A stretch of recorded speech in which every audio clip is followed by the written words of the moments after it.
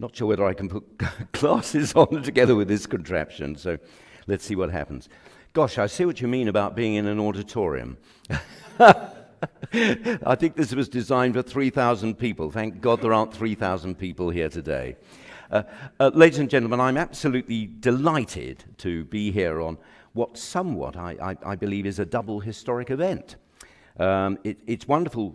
This is my actual first visit to our fabulous new BCS London HQ, especially after months and months of searching for venues and, dare I say it, many, many weeks of sitting in on meetings to actually see something come alive like this. And I hope you enjoy it and that we'll get very good value and use from it. But equally important to me, this is my first ever joint event between the BCS and the Worshipful Company of Information Technologists. Now, Charles tells me it's not the first, but for me it is. So I'm feeling good and I think it's historic, so I'm delighted about that. I felt really for a very long time that our member aspirations in the BCS and the activities that we've been running effectively in parallel to the Worshipful Company. And I'm a great believer in that 1 + 1 can very often equal 4, 6, 8, or whatever you like. So a very, very special welcome and thank you to Lady Palmley, not only as a good friend, but also as a past master myself of the IT Livery Company.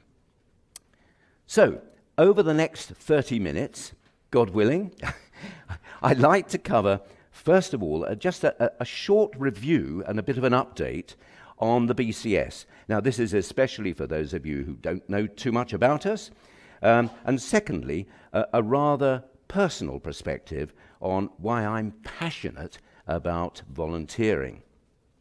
Now, this is where I hold my breath because when I arrived earlier it didn't work, so fingers crossed, let's just see what happens. Whoa, how about that? That doesn't mean to say the second one's going to work. Now, indeed, our Royal Charter at the BCS, of course, gives us a real challenge in the current climate of making IT good for society.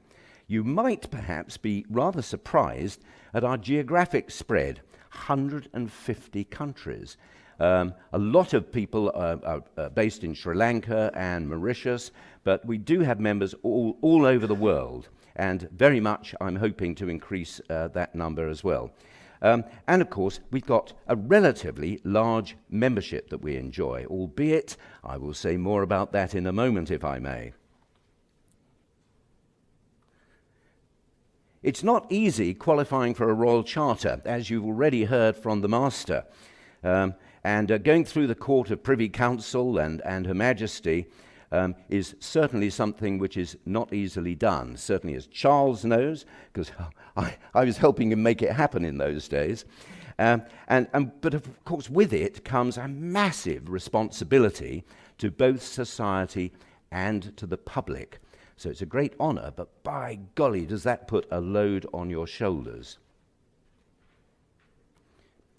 Our vision in the BCS is both ambitious and, I believe, very challenging, focusing on resilience, ethics, and, of course, professional competence. We are an amazingly active community of members and volunteers, all working towards enhancing professionalism in our IT world, but not sufficiently large enough, if I may say, to reflect the 1.3 million people working in IT just in this country. So it will come as no surprise to any of you that our top strategic goal over the next few years will to be grow that number up to 250,000. And if elected, I know my successor Rebecca will want to see that 1 million and 1 million plus. So we really all need to be great ambassadors in increasing the membership and getting more people in our business to become proper professionals. We enjoy both BCS events. We have a large number of branches throughout the country, and they're actually all over the country. So I'm very, very pleased that we've got a proper geographic focus. We're not just here in London. We have numerous specialist interest groups, very similar actually to the Livery Company. And our activity focus, I believe, really falls into 5 main areas. Of course, very important one, and this is very different from the livery company, is to help members further their own careers, to give them a professional path, to give them an opportunity to become better qualified and therefore to go on and get better jobs in our industry, and of course to do a better job for the industry. You've heard a lot about education already. You're going to hear more about it from me, because we need, obviously, to be doing a great deal in the area of education. And more about that in a moment, if I may say, and particularly working in our schools to help fill this almost obscene skills gap that we have. I mean, do you realize in 2022 we are expecting 1 million vacancies in the IT field? Ever felt good about being in the right business at the right time? And we're going to need, of course, God only knows what the terrible B, the Brexit word, is going to do to that issue. But a lot of good stuff going on there, and a very big challenge. I'd like to think that we have a really fine and envious reputation over the last 25 years of providing first-class certifications to, of course, a very large group of professionals. I mean, 700,000 exams delivered in the last 10 years is no mean feat, and it's been very hard fought for, and I think we should all feel extremely proud about it. Well, we've all heard a lot about the apprenticeship route into work. And, let's be honest, it's not all positive, is it? However, what I do want to do is to assure you that the digital apprenticeships are going absolutely gangbusters. And it probably won't come as a surprise to many of you that this is in fact the fastest growing piece of income and business for the BCS. And I believe for probably a good few years to come, because we haven't even scratched the surface of those degree apprenticeships. And I think that's going to offer us a whole new area to become even more significant in this area. Well, we all know that the UK has a real problem in the area of digital literacy and inclusion. 4.3 million people in this country with no digital skills. Unbelievable. And by golly, if ever there was a volunteering opportunity for both of our organisations to work on this, there it is, without a shadow of a doubt. I believe that the BCS are really doing a lot about this already, but let us not kid ourselves that we and others have done nothing like enough to solve this problem. And every year that goes by makes it more difficult and more serious for people that don't have these digital skills. Every single thing that the government puts out requires digital skills today. So please, please, please, let's all work hard to try and overcome this as best we can. In the BCS, we have, I think, quite an enviable choice to join. First of all, as individuals, and I suspect that probably most of us in here today are individual members, or indeed through employers. We have a corporate membership, which you don't yet have in the livery company. I keep hoping that you will. And in fact, some 10,000 of our overall membership comes through, is actually funded by something like 95 different employers. And I'm looking over here at my good friend Paul, who I'm hoping is going to be the next one on that chart. And I shall probably embarrass and mention you again later. So hang on, don't go, all right? So as members of the BCS, we fundamentally have a number of promises that the organisation makes to us as members. And I think that we should all be thinking about these the whole time. And if we find in any way that we as an organisation are failing in any one of these areas, I would encourage you to come forward. Give us guidance, give us some thoughts, more importantly, give us some good ideas to get better at these things. I hate complaints when somebody hasn't got a better idea. So These are promises. I think they're very important to all and each of us as members, and just keep monitoring those and checking that we're doing the right things for everybody that's in our organisation. As a chartered institute, I think we should be extremely proud of the contribution that we make in the field of policy and influence. We consult with government and other key bodies on professional, ethical, economic issues, which of course affect our industry. I hate to use the B word again, but of course I'd have to include in that Brexit, data protection, unconscious bias, AI, and lots of different areas where, thank goodness, as an organisation of great professionals, people actually listen and take a notice of what we're saying, and we do change the laws. We do change government policy, and I think we should all feel great about that. We focus our policy and practice on, as you might imagine, education, on health and social care, AI and ethics, and of course, cybersecurity. What an extraordinary coincidence with the livery company. If we haven't between us got the best brains in the country, or sometimes in the world in those areas, I would be incredibly surprised. Today in education, our members work as volunteers with over 240 local, what are called computing at school groups, or probably most of us will recognise the word CAS.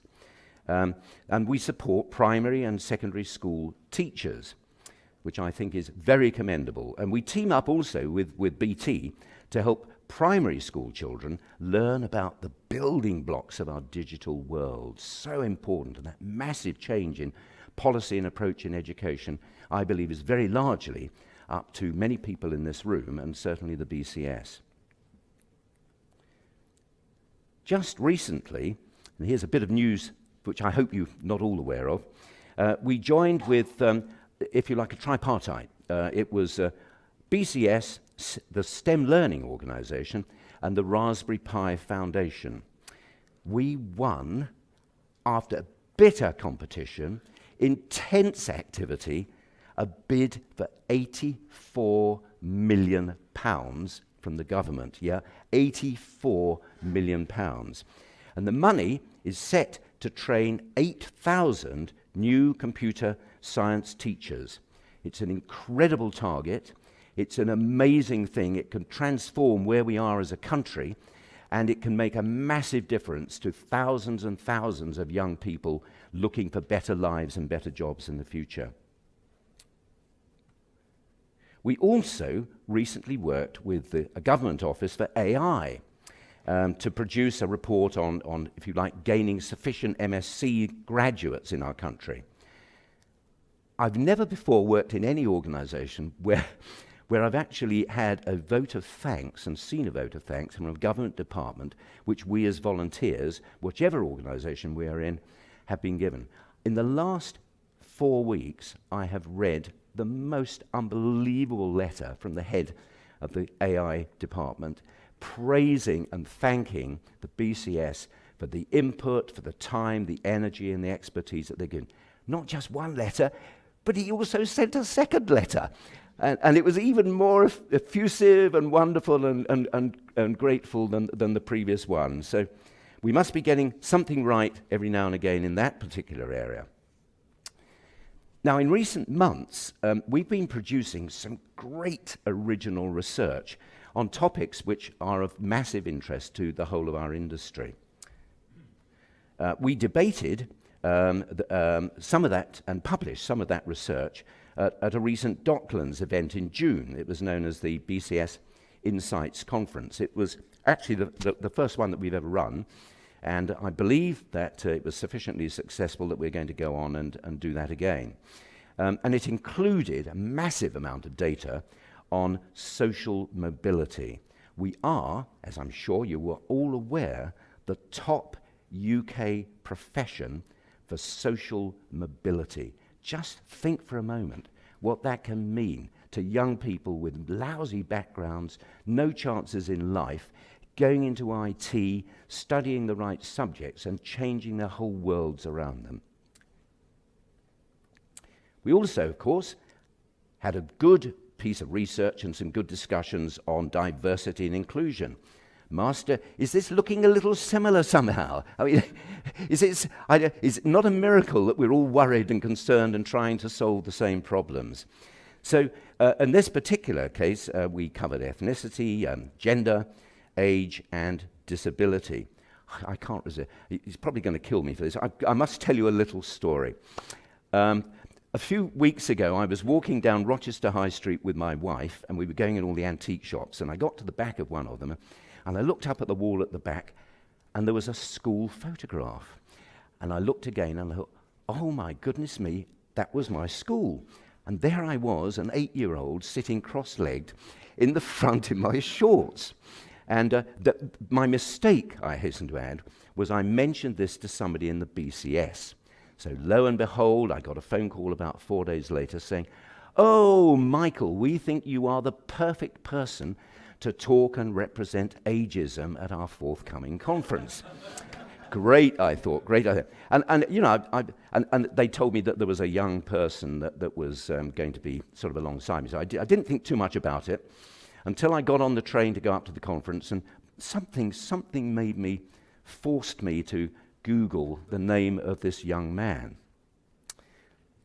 This young man turned out to be pretty remarkable. He'd founded his first IT company at the age of 11. I subsequently found out that at the age of 17, he was a member of Metrobank, and Metrobank phoned him up and they said, oh, dear me, you're a student member, you're only allowed £250 in your bank account. You appear to have 520,000. So I'm sorry, you are going to have to leave the student membership. So this young man, of course, said, well, no problem, just give me the business account, at which you know the answer, don't you? No, sorry, you can't possibly have that, you're too young. Well, I tweeted it because I thought it was a great situation. And a very good friend of mine in Kent came back to me and said, oh, very successful businessman, said, oh, this young man, not only is he brilliant, but he also does a lot of volunteering, and he's one of the people that works on my charity. And I was with him the other day, and he insists on still eating burgers, and he took me into McDonald's, which I probably hadn't been into for years, and he bought a burger, and he handed over his Coots Platinum card. And I thought, wow, to live in a country where that is possible for young people in our business to be successful at that sort of age. And I mean, he will go on, I know, and be a billionaire and a great philanthropist. Sorry, I got a bit carried away there. Anyway, I hope that very quick update on some of the, if you like, direction and activities of the BCS is both helpful, possibly interesting, I hope. But let's get rid of this wretched PowerPoint, shall we? I hate it. And I'm going to, if I may, talk a little bit about volunteering. I do have a passion for volunteering, and all professional institutes, of course, thrive or indeed die through its members, their engagement, or indeed their lack of engagement. So I'd like to talk very briefly about two things. Why do we volunteer? And if I may, I'm going to use my own story, because I think everybody volunteers for different reasons, so it'll get a bit personal. And then, of course, secondly, why we should volunteer for either the BCS or indeed the livery company. Well, on leaving my school, I was encouraged to do my bit for Queen and Country, and I happened to join the Reserve Army, where I was taught to never, ever, ever, under any circumstances, volunteer for anything whatsoever. So over the next few moments, I want to prove to you that is complete and utter bunkum. Because that was a bad lead, and I'm very happy to say I managed to break it. In spite of my rather BBC voice, I actually came from a very, very poor background in Kent. And I lost my father, who was a corporal in the RAF just after the end of war, when I was about 3 months old. And I was brought up by a very poor widowed mum, who tragically I lost very suddenly at the age of 19. So it was, if you like, a bit personal that I got engaged in my first volunteer exercise. I really needed to find some way of kind of forgetting my own shit, if you'll forgive the expression, and to look at other people that were experiencing far worse situations. I'd had a fantastic piece of luck earlier on, in a way. A friend of mine in America had called me up and he'd said, Michael, I've got a niece who's dying of cancer. She loves England. She's never been there, and she wants to ride horses. And I sat down for a couple of days with my assistant, and we discovered that everybody everywhere will do anything at all for a sick child. And I think my last phone call was to Buckingham Palace to say, would Princess Anne please go out and ride with this young girl, which of course she did. Unbeknown to me, her mum went, but the little girl died 2 weeks after leaving my home in England.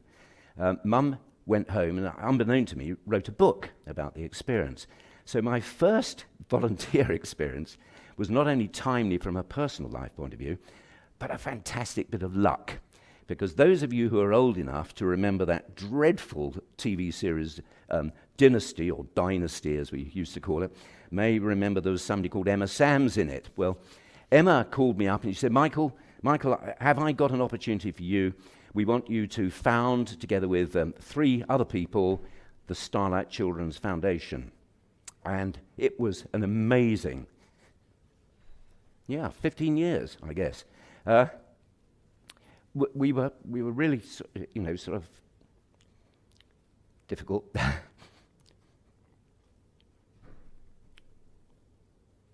It was focusing on, critically, chronically, and terminally ill kids.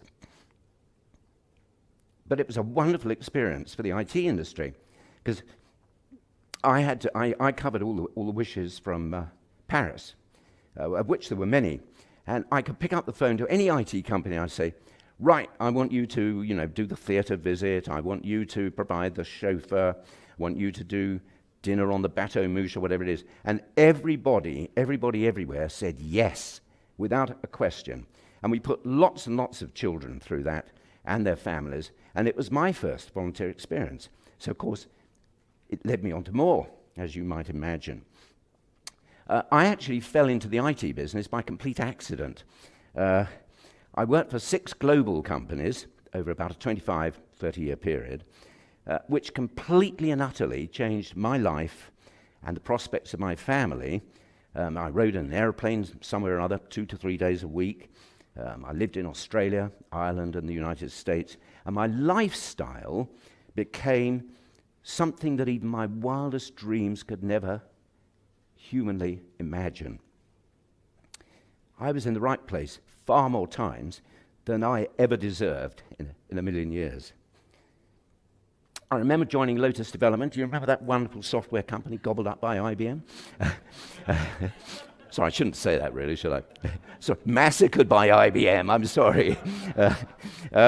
I can remember going to my first interview, and to my complete amazement, somebody said to me, okay, so Michael, what have you ever done for anybody else?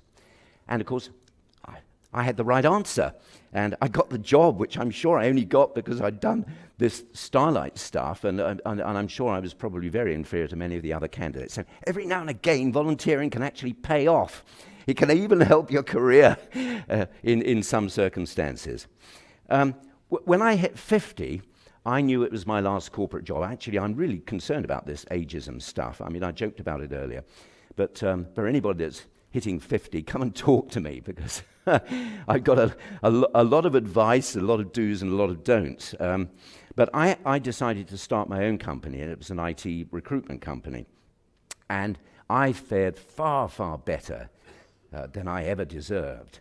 And if you like, it was another great reason for me to go on and volunteer again and keep volunteering. So I entered what I would describe as my kind of pro bono career. I worked for 5 years doing your role, running the IT livery company as the CEO. And I'm sure the master won't mind if I describe it as 800 IT folk who've done really well in life and who were on payback into society, giving time and talent, as you've heard. But if I'm more honest, it was great fun, because it was like converting 800 chiefs into volunteer Indians and getting them to found new charities, build new schools, and all of the things that you've heard the master talk about. I actually retired from that role on the day that we celebrated our Royal Charter. And much to my relief, and probably Charles's relief as well, if I may add, and I left to go on holiday with my grandchildren in Pittsburgh in the States. I was asked to return to become eventually a master, which was something which was a bit of a shock. I was very surprised. I thought when you screw up a company trying to run it as a CEO, you never ever get invited back to be the chairman. But anyway, it seemed something went right in my life again, so I felt another reason to volunteer. And I joined as a school governor. And Master's been talking about the fantastic experience, a wonderful privilege that you can have as being a school governor. I actually chose a school in a very depressed, really rough rural area of Hampshire, quite close to where I live, actually. And I ended up being chair after a short while because, of course, I hadn't learnt the secret of stepping back quickly like all the other governors who stepped back far more quickly than I did. But it was an amazing experience. Changing the lives of children who've had a bad or a difficult start in life in really rough areas is just so wonderful. And of course, the opportunity to encourage many of them to actually take the IT computing subjects and to be able to go on to have wonderful careers, go on to university, and to totally change their lives through the wonderful gift of social mobility that we have. Today, I thought I'd learnt everything about education, but today I've carried on volunteering in that area, and I'm now a very proud trustee of some 15 schools which are part of the Chichester University Academies Trust, and I've got 5,000 young lives that I can change for the better. What a privilege. Last month, I continued as a volunteer, as a mentor for the Royal Signals, for the servicemen who are leaving, as mentioned by the Master. At the moment, I've just chartered, God, I don't know why I've done this, a tool ship to take 25 young people from very difficult and depressed backgrounds across to the United States to land at Plymouth Rock to celebrate the 400th anniversary of the Mayflower. And I'm trying to obviously make sure that some of our schools will have an opportunity to put people forward for that great privilege. So, all these other things that have happened in my life have all forced me and encouraged me to go into volunteering. And of course, the greatest privilege of all is to be standing here before you now as the president of the BCS, with yet more opportunities to hopefully change the world and make it better and to work in our wonderful industry again. So, why should we be volunteering? You've heard my story. It's a bit personal. I apologize. I find it quite a difficult one to relate. But for a start, if you've been lucky in our IT careers, like me, probably more times than certainly I deserved, this is the best possible route for you to pay back into our society. If, like me, you have concerns that it's sadly just not good enough for society at the moment, we have a chance to really help change all of these things through the multiple activities, the government influence, the incredible work that we all do. If you're concerned about the acute IT skills shortage facing our country, which you should be, by the way, especially when we're talking about trying to get more women into our business, we can really help sort this out a bit. If you realize that our profession is the very, very best at providing social mobility for young people to change their lives, for goodness sake, spread the message. Do something about it. Don't just sit on that as a piece of research. Do something about it. Tell everybody about it, because this can be one of the best ways of influencing young people to come into our business. If the lack of diversity in our profession disturbs you, help solve it through the BCS and the livery company. If you're fed up with continuing major public IT project failures, help the BCS initiatives to increase the level of professionalism in IT recruitment and into our IT companies and government.